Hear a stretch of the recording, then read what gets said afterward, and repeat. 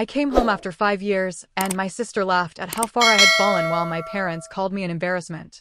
I said nothing, just stood there as if I had nothing left to prove. Then the police showed up and moved to arrest me, and the room filled with quiet satisfaction. I didn't resist, I didn't explain. I just waited. Because seconds later, the door opened and a 4-star general walked in. And when he raised his hand to salute me, everything they thought they knew shattered. I pulled the car into the driveway and cut the engine before anyone inside could hear the approach. The hood clicked and ticked as it cooled, the only sound in the heavy silence of the evening. I stayed seated, hands gripping the wheel, feeling the grit under my fingernails and the tight, familiar pull in my shoulders that never truly went away. This was the home I grew up in, yet I felt like a ghost haunting my own life. I looked at my hands, steady, calloused, and capable of things the people inside this house couldn't even imagine. The house looked exactly as it always had, fresh cream paint, perfectly trimmed hedges, and an air of desperate, curated success. It was the kind of place that tried very hard to convince the world that everything was perfect. Faint music thumped through the expensive walls, and bursts of forced laughter spilled out every time the front door swung open to admit another guest. I checked my reflection in the rearview mirror one last time. There was no makeup on my face, my hair was pulled back in a utilitarian knot, and I wore a plain jacket over plain boots. No medals, no ribbons, no flashy indicators of where I had been for the last 5 years, just a name tape sewn inside the collar where no one could see it.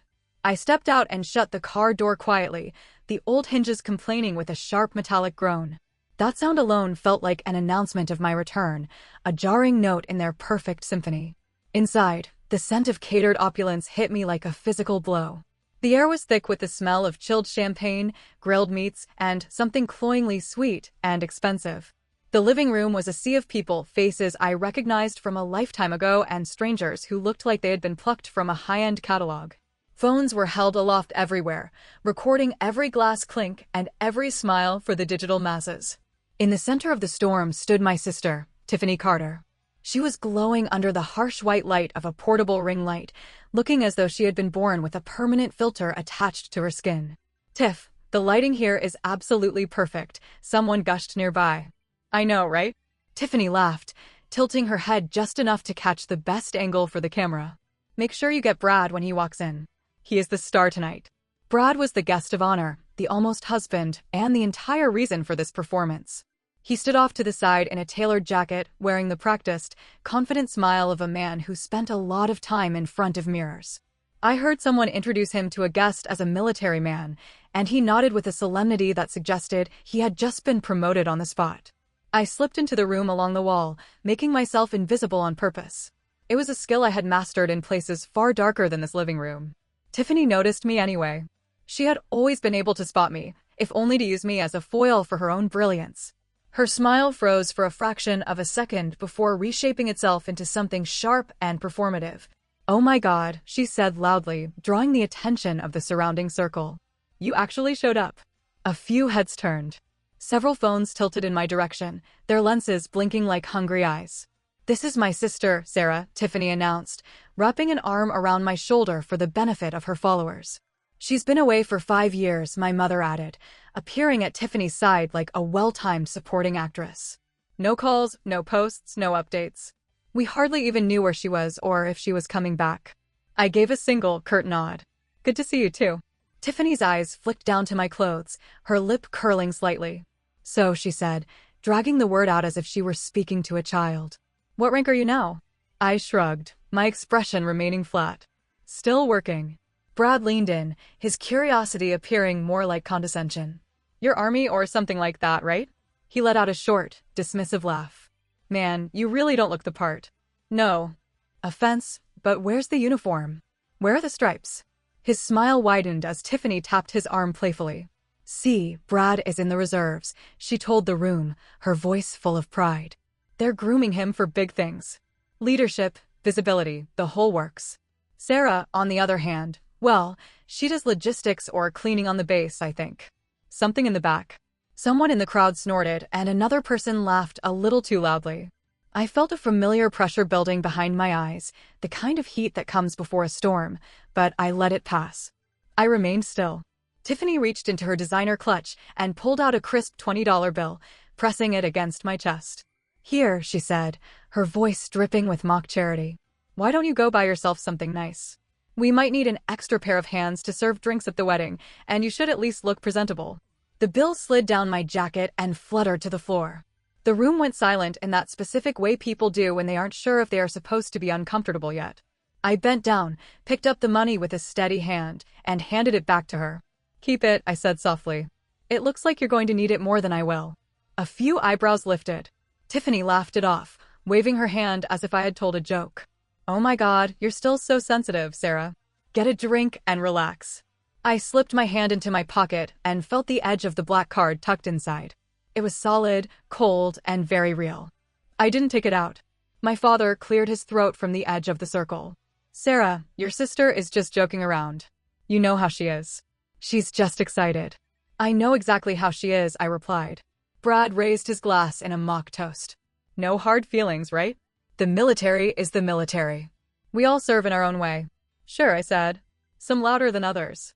Tiffany didn't catch the edge in my voice, or perhaps she simply chose to ignore it. She was already turning back to her phone, explaining to her live stream how Brad had basically put his entire life on hold for the sake of the country. I watched the comments roll in on her screen, hearts, flags, and fire emojis. I moved toward the kitchen to escape the heat of the ring lights, grabbed a bottle of water, and leaned against the counter. My mother followed me, her voice dropping to a sharp whisper. You could have dressed up a bit, Sarah. People are watching. I know this is important for Tiffany, and it's important for the family image. I took a sip of water and looked her in the eye. I know. She sighed, looking frustrated. Your father, and I just don't understand why you chose such a quiet, unremarkable path. There's no glory in what you do. It works for me, I said. From across the room, Tiffany shouted again, her phone held high. Everyone say hi to my sister. She's back from playing soldier in the dirt. A few half-hearted waves followed. I looked around the room, taking in the furniture my grandmother used to polish by hand, the walls that used to be covered in her photos, and the people who had no idea whose house they were actually standing in. I felt something settle in my chest, not anger, and not even sadness. It was a decision clicking into place. Have you ever walked into a room knowing you could outthink and outmaneuver everyone there, yet you were treated like the help because you didn't fit the role they expected? I finished my water and set the bottle down. Tiffany was still talking, still shining in her artificial light. Brad was still smiling his practiced smile. My parents were still nodding along to the rhythm of the lies. I stayed right where I was, quiet, watching, and letting them enjoy the moment they thought they owned. I eventually followed the sound of my father's voice down the hallway, my boots silent against the polished wood. The party music faded into a dull throb behind me. His office door was slightly ajar, a thin line of light spilling onto the floor. I paused, listening to the sound of a chair scraping and the dry, nervous cough he always made when he was backed into a corner. Just sign it here, a man's voice said. It was calm and professional, the voice of someone who charged by the hour. I don't see another option, my father replied. We need this closed before the end of the quarter or everything stalls. I stepped inside without knocking. 3 heads snapped toward me. My father was behind his desk, my mother stood behind him with her arms crossed, and a man in a gray suit sat with a leather folder open between them. The desk looked wrong, too clean, too corporate. The framed photo of my grandmother was gone. Sarah, my father said, his voice jumping an octave. We're in the middle of something private. I can see that, I said, my eyes locking onto the paperwork. I saw numbers, dates, and the word transfer printed in bold ink. The man in the suit stood up. I'll give you a moment, he said, already packing his things. He gave me a polite nod and disappeared. The silence that followed was heavier than any of the noise outside. What exactly is being transferred? I asked. My mother answered before my father could find his voice. Assets, Sarah. Important ones. Which ones? She hesitated, her eyes starting to the floor. Property. Investments. I looked at the bare spot on the wall. Did you sell Grandma's house? Of laughter erupted as someone popped another bottle of champagne. The sound was grotesque. My mother softened her voice, trying a different tactic. You'll be fine, Sarah. You're resourceful. You always have been. I closed the folder and slid it back across the desk. You sold the past to rent a future you can't afford, I said. And you put it all in the name of a girl who can't see past her own screen. I turned to leave. At the door, I looked back at the empty wall. She deserved better than this. I stepped back into the noise of the party. Tiffany was in the middle of a live stream, laughing and showing off the ring again. The diamond caught the light, looking expensive and entirely hollow. I stood there, unnoticed, watching my family celebrate a life built on debts they didn't understand and a history they had already sold. My hand went back to my pocket, the black card steady against my palm. I stayed in that house long after the noise thinned out, watching the flies circle the half-eaten fruit in the kitchen, waiting for the moment the masks would finally fall. I didn't go inside right away. Instead, I walked to the far end of the quiet hallway and taped the first legal notice to the door directly across from theirs.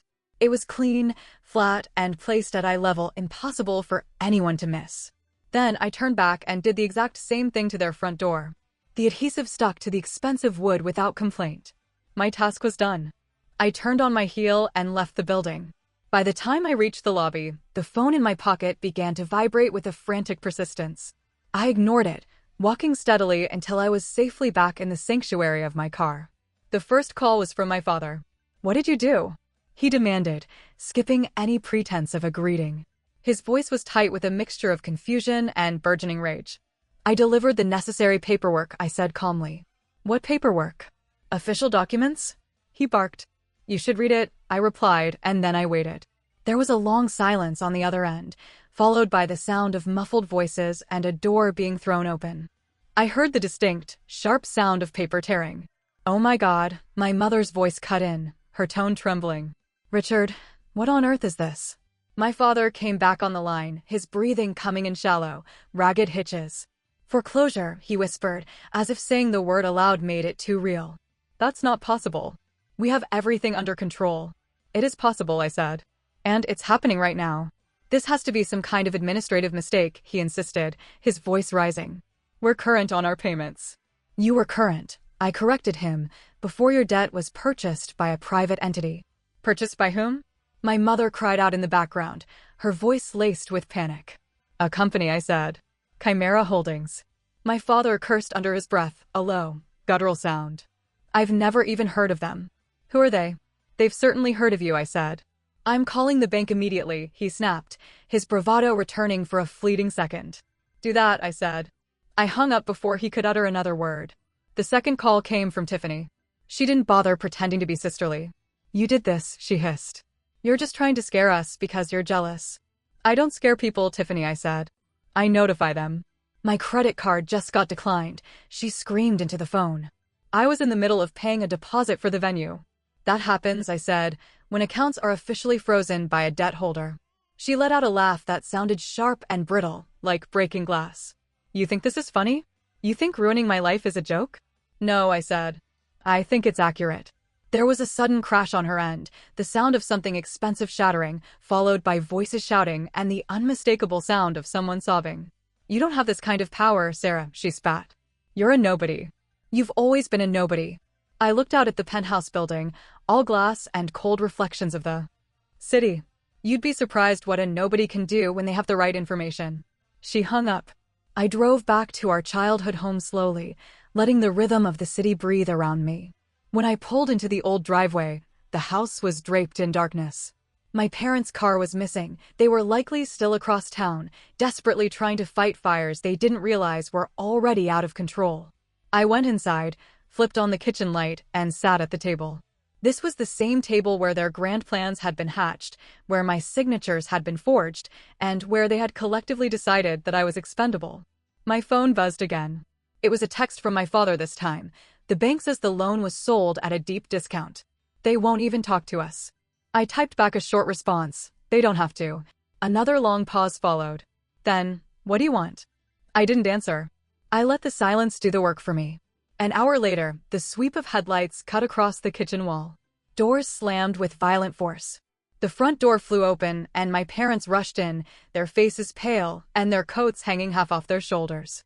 Tiffany followed close behind, her mascara streaking her face, clutching her phone like a weapon. "This is all your fault," she shouted the moment she saw me. "You set us up." I stood up slowly. "Sit down." "No," she yelled.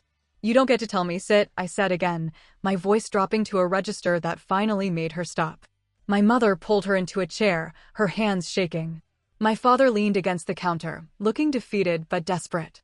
"Talk," he said. Now. I reached into my bag and pulled out a thick manila folder. I placed it on the table and slid it toward him. Your debt, I said.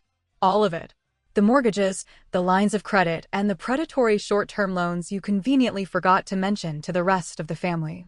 He flipped through the pages, his hands trembling. You're $5 million in the hole, I said. And that's a conservative estimate. That's impossible, my mother whispered, clutching her chest. It's documented, I said.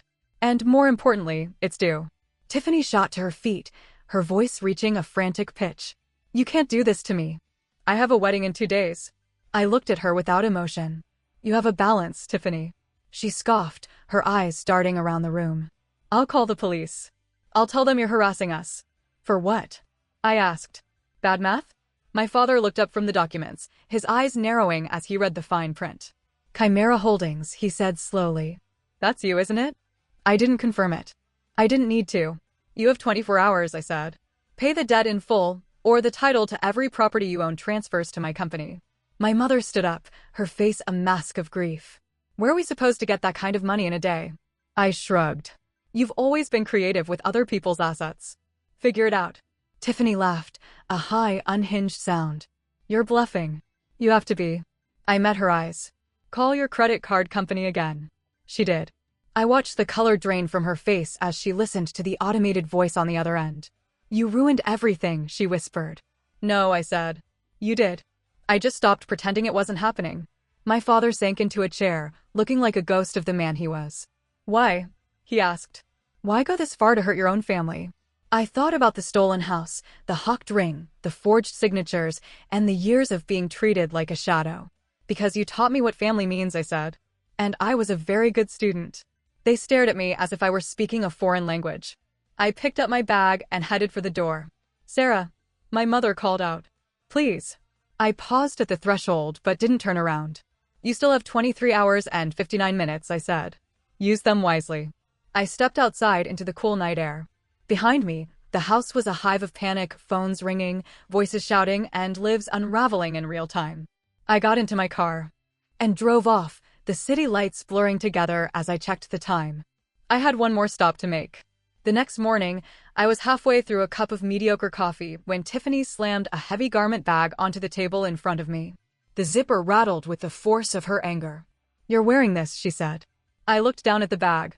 It was cheap fabric, a black and white maid of honor dress, the roll without any of the honor. Good morning to you too, I said. My mother hovered behind her, her eyes darting between us like she was waiting for an explosion. Just do it, Sarah, she pleaded quietly. For the sake of peace. Tiffany crossed her arms. If you want Dad's accounts unfrozen so we can finish this day, you're going to help. You're going to be the perfect sister for once. I stood there for a moment, letting the weight of her demand settle. Then I nodded. Fine. They both blinked in shock. Really? Tiffany asked. No attitude? Not today, I said. She smiled, a twisted mix of relief and lingering suspicion. Good. Hair is at 9, makeup is at 10. Don't mess this up. This is my day. She tossed the bag at me. I caught it and headed for the guest room without another word. Once inside, I hung the dress on the back of the door and turned the lock. Then I took out my phone. The first call was to the florist. I used a calm, professional voice, providing the correct account number and my authorized signature. The order was canceled. The second call was to the catering company. I put a temporary hold on the delivery, citing a compliance issue. The third call was to the live band. I voided the contract based on a breach clause I had inserted weeks ago and reversed the payment. I worked methodically, the way I had been trained. No rush, no drama, just confirmations and digital timestamps. By 9 o'clock, the house was buzzing with activity. Stylists arrived, and boxes of decorations were piled high. Tiffany sat in front of a mirror, already snapping at the artists. Why does my foundation look yellow? She demanded. It doesn't, the makeup artist said tiredly. It does on camera. Tiffany shrieked. I stood behind her and adjusted a hair clip. Hold still, I said. She eyed me through the reflection. Don't get any ideas, Sarah. I know what you're capable of. So do I replied. She snorted. You're just a helper today. Don't forget your place. I smiled and kept working. By noon, the frantic phone calls started coming in. The flowers are late, my mother said, pacing the foyer. They'll be here, Tiffany said, though her voice lacked conviction. Relax. Then the caterer called. Tiffany answered, her smile slipping instantly. What do you mean canceled? She hissed. That's impossible. Check the records. I tied a decorative ribbon and said nothing. The band manager called next, then the rental company providing the chairs, and finally the wedding planner. Tiffany's voice climbed an octave with every conversation. Fix it, she snapped. Do you have any idea who I am? I stepped back as she stood up, her phone shaking in her hand. You, she said, pointing a trembling finger at me. What did you do? I met her eyes. You said you wanted help. My mother gasped. Sarah, stop this right now. Stop what? I asked. The contracts were all under my name. I was the one who authorized them. That's not true, Tiffany screamed. I pulled up the digital documents on my phone and showed her the screen. You were too busy with your live stream to read the fine print. I signed, and I just signed. Her face went deathly pale. You can't just, I can, I said.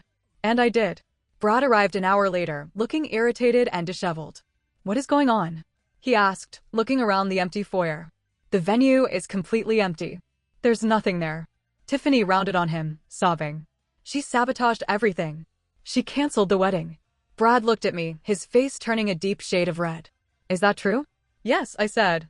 He let out a dry, angry laugh. You think this is funny? No, I said. I think it's efficient. He stepped closer, trying to loom over me. You're done, he said. I'll call the police. For what? I asked again.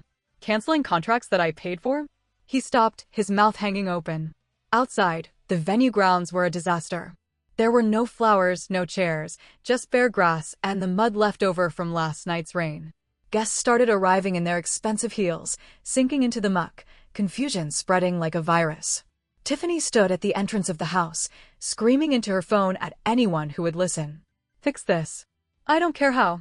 My mother grabbed my arm, her voice a desperate whisper. You've made your point, Sarah. Undo it. Please. I pulled my arm free. You taught me about leverage, I said. I'm just using it. Brad stormed off to take another call, his face twisted in rage. Tiffany sank into a chair, her body shaking. You're ruining my life, she whimpered. I leaned down so only she could hear me. You rented this life, Tiffany. You never actually owned it. She slapped the armrest of the chair. I invited you into my wedding. You dragged me into it, I corrected. Outside, guests were clustering together, murmuring in hushed tones. Phones were out, and the story of the disaster was already escaping into the digital world. A flustered coordinator approached me. Are we proceeding with the ceremony? I looked around at the empty, muddy space. As planned, I said. Tiffany overheard and lunged at me. Get out, she screamed. Get out of my sight. I stepped back calmly. I'll go change. I went upstairs, locked the door, and took off the cheap maid of honor dress. It landed in a crumpled heap on the floor. I washed my hands with deliberate slowness and changed into the outfit I had brought for the occasion, a sleek, floor-length gown of midnight silk. When I came back downstairs, the house felt smaller, the tension making every sound sharp. Tiffany saw me and froze. What are you wearing? Something appropriate for the occasion, I said. She laughed hysterically. You think you're the main character now? I glanced outside at the crowd, the mud, and the void where her perfect day was supposed to be. I think this is your day, Tiffany. I'm just respecting the reality of it. Brad returned, his face flushed. The police are on their way, he announced. This ends right now. Good, I said. My mother sank into a chair, her head in her hands. This has gone too far. I checked my watch. We were still perfectly on schedule. Outside, the wail of a siren began to drift through the air from the distance. Guests whispered, phones recorded every second of the breakdown, and the ground remained bare. I stood near the entrance, hands folded, watching Tiffany pace herself into pieces as the world she had built on borrowed names and stolen money finally began to ask the questions she couldn't answer. I stepped through the entrance as the shouting reached its peak, the silk of my dress rustling quietly against the noise. Conversations stalled as people noticed I wasn't wearing the uniform Tiffany had chosen for me. Heads turned, and the camera lenses of 100 phones followed my movement. The room adjusted its focus without needing permission. Tiffany saw me and her voice cracked. You can't be here dressed like that. This is my wedding. I walked past her and set a heavy manila envelope on the signing table, right where the officiant would have stood. The envelope made a solid thud when it hit the wood. Brad scoffed, trying to regain his footing. What's this supposed to be? More paperwork? The kind that doesn't care about your timeline, I said. He laughed and looked to the guests for backup. A few people joined in, but most stayed silent. I opened the envelope and slid the first packet across the table. Those are copies, I said. The originals are already filed with the district attorney. Tiffany rushed forward. Don't touch that. She snapped, reaching for the papers. I moved them just out of her reach. Relax, I said. It's your own handwriting. Her eyes flicked down despite herself, and the color drained from her skin. What is this? Brad asked, leaning in to see. Loan applications, I said. Short-term, high interest, and signed in my name while I was deployed overseas. Brad frowned, his confusion turning to suspicion. That doesn't make any sense. It does if you're Tiffany, I said. She needed cash fast to maintain the image. Tiffany laughed weakly. You're lying. You're making this up. I slid the next page forward. Signature comparison and location tracking. It's a forensic match, I said. Verified by an independent lab. Brad's jaw tightened as he looked at Tiffany. You forged her signature? Tiffany spun on him, her eyes wild. I had to. It was temporary. I was going to pay it back. Temporary? Brad repeated, his voice cold. I pulled out the final packet. And this, I said, is the insurance paperwork you tried to activate by having a crooked doctor declare me mentally unfit. A ripple of murmurs went through the guests. Some stepped closer to see, while others stepped back in horror. My mother pushed through the crowd, her face a mask of shame. Stop this, Sarah. She pleaded.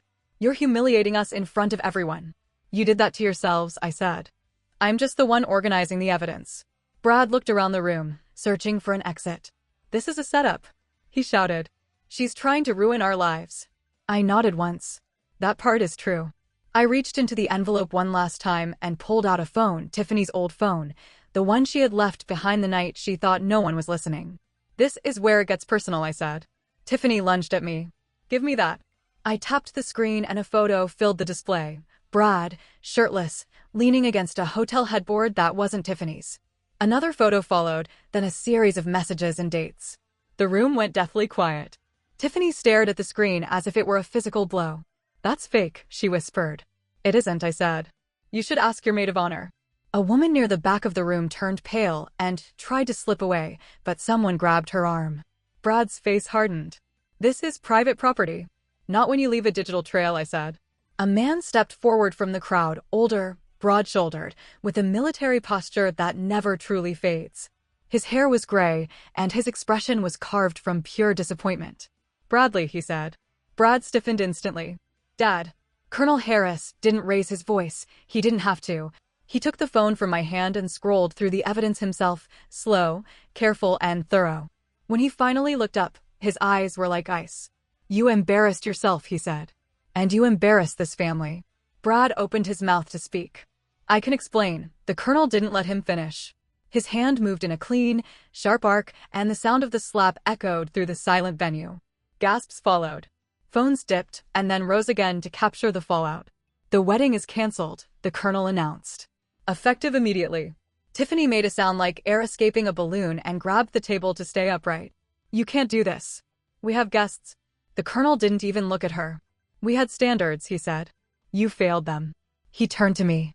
You're the sister. I am. You didn't exaggerate any of this? He asked.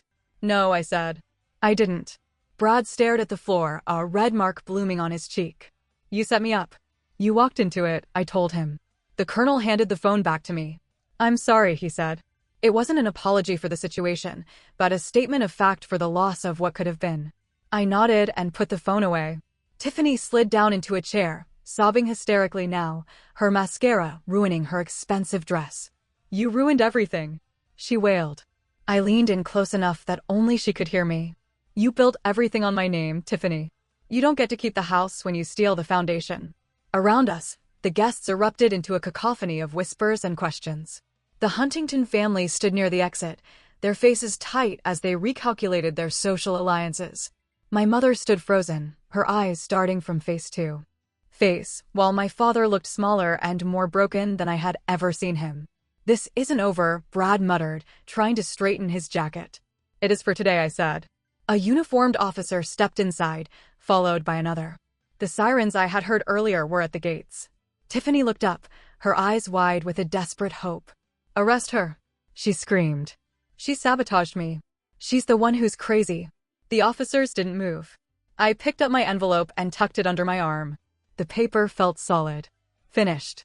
I turned and waited as the room reorganized itself around a new center of gravity. The first officer stepped forward. "We received a call about a major disturbance," he said. "Who made the report?" Tiffany scrambled to her feet. "I did. She's unstable. She needs to be detained for her own safety." The officer looked at me. "Ma'am?" I held his gaze. "There was no threat," I said. "Only the delivery of legal documents." Tiffany laughed, a sharp, jagged sound. "She's lying. She's a nobody. She doesn't even have a real rank or a real job." The officer looked at my plain clothes, then at the other officers. "Can I see some identification?" I reached into my clutch and handed him a plain black card. No title, no flourish, just a name and an encrypted code. He frowned, looked at it closely, and then stepped aside to make a high-priority call. My mother rushed over to the police. "This is just a family misunderstanding. Our daughter has episodes. We've been trying to get her help." I looked at her, and for the first time in years, she couldn't meet my eyes. Before the officer could return, the ground outside began to vibrate. It started as a distant thrum and grew into a heavy, bone-shaking roar. Windows rattled in their frames. A helicopter descended onto the back lawn, the wind from its rotors tearing at the remaining decorations and sending napkins flying like confetti. Black SUVs rolled in through the mud, their tires crunching gravel with singular purpose. The room went silent. The officers snapped to attention. Radios crackled with urgent commands. Tiffany's voice was small now. "What is that?" The SUV doors opened, and men and women in tactical gear stepped out, moving with a precision that made the local police look like amateurs. The helicopter touched down and powered down. When the door opened, a man in a full dress uniform stepped out. The 4 stars on his shoulders caught the afternoon sun. The general walked forward, his boots steady on the grass, his eyes fixed on me. My parents rushed toward him, their panic instantly flipping into desperate opportunism. "General," my father called out. "We are so honored. There's been a terrible mistake with our daughter." The general didn't slow down. He didn't even acknowledge them. He stopped directly in front of me, his heels clicking together. He stood at perfect attention, and then he bowed his head slightly. "Welcome back, Commander Carter," he said, his voice carrying through the entire room. "The operation is officially complete." You could hear the sound of people breathing and nothing else. Tiffany's mouth hung open, but no sound came out. The general turned to the local officers. "Stand down," he ordered. "This matter is now under federal jurisdiction." The officers snapped to attention. My mother grabbed my arm, her nails digging into my skin. "What did he just call you?" I gently removed her hand. "My name," I said. Tiffany stumbled forward, laughing weakly. "This is fake. You paid these people. This is just a stunt to humiliate me." The general turned his gaze to her, and it was withering. "Just once, ma'am," he said. "You are speaking to a commanding officer who has overseen the most sensitive classified operations of the last 5 years. Tiffany shook her head. No. She was nobody. She drove a junk car. She had nothing. I spoke before the general could. "Metals make noise, Tiffany." My work required silence. The general nodded. She was ordered to remain unmarked. No public record, no visible rank, no social presence. It was the only way to ensure the mission's success. Brad's father stepped forward, his face pale. "Commander?" "Yes," I said. He swallowed hard. "Then everything you said, about the fraud, it's all true." Every word, I confirmed. Brad backed away as if the floor had turned into a void. "You let me make a fool of myself." "I didn't let you do anything, Brad. You volunteered." Tiffany dropped to her knees, her legs finally giving out. "I didn't know," she sobbed. "I swear I wouldn't have done it if I knew." I looked down at her. "You knew I was your sister. That should have been enough." The general turned to a woman on his team. "Begin the audit of the signatures and the insurance fraud immediately." 2 military police officers stepped forward. "Richard Carter, Sandra Carter, you are being detained for questioning regarding financial fraud and the falsification of federal documents." My parents froze. "This is insane." My father yelled. "We didn't know who she was." "That isn't a defense against forgery," the officer replied. Tiffany crawled toward me, grabbing at the hem of my dress. "Please. Sarah. I'm your sister." I stepped back, the silk moving easily out of her reach. "You treated me like a tool to be used, Tiffany. And tools eventually get put away." Brad tried to say something, but his father held him back with a firm grip. "Enough," the colonel said. "You've done quite enough. The general turned back to me. Your clearance remains active, Commander. Transportation is ready whenever you are. I looked around the room one last time at the empty chairs, the mud, and the people who had come for a wedding but stayed for a reckoning. Give me a minute, I said. The general nodded and stepped back. Tiffany was still crying on the floor. My mother was staring at the mud on her shoes. My father was arguing with an officer who was already handcuffing him. I reached into my clutch, pulled out the symbolic ring Brad had given Tiffany, and dropped it into her lap. I don't keep trash in my house, I said.